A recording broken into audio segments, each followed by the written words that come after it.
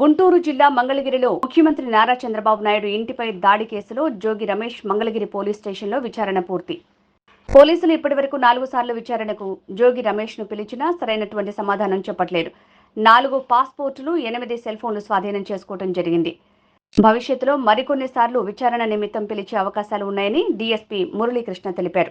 2021లో జరిగిన కరకట్ వద్ద జరిగినటువంటి దాడికి సంబంధించి అందులో ప్రథమ ముద్దాయి అయినటువంటి జోగి రమేష్ గారికి ఈరోజు నోటీస్ ఇచ్చి పిలిపించడం జరిగింది.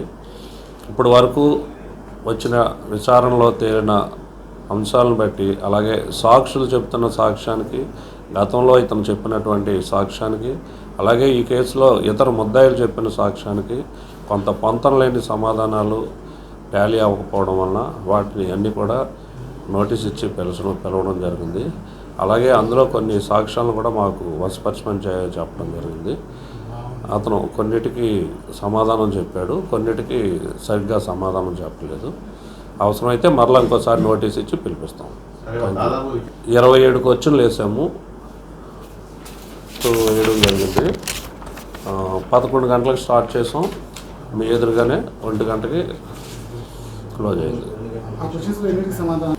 27 క్వశ్చన్లకి అతను ఏదో ఒక సమాధానం చెప్పాడు. కొన్ని సాటిస్ఫై అయ్యి ఉన్నాయి, కొన్ని పొంతం లేని సమాధానాలు ఉన్నాయి. అవి కొన్ని ఏంటంటే అతను వాస్తవ విరుద్ధమైన సమాధానాలు ఉన్నాయి. కొన్ని ఈ యాంగిల్స్లోనూ విచారించాం.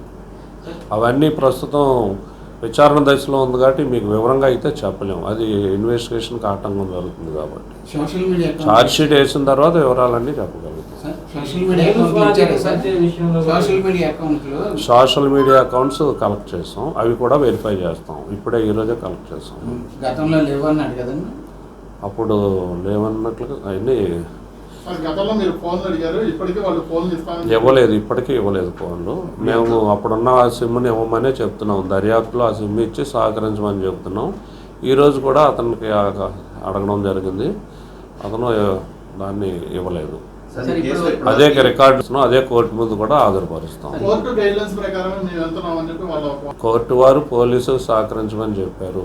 మేము సహకరించడం ఇన్వెస్టిగేషన్లో భాగంగా అప్పుడు వాడినటువంటి సెల్ ఫోన్ను, అలాగే అప్పుడు వాడినటువంటి సిమ్ను కూడా వశపరచమని చెప్పాము. వశపరచవలసిన బాధ్యత వారికి ఉంది, ఇన్వెస్టిగేషన్కి సహకరించవలసిన బాధ్యత వారికి ఉంది.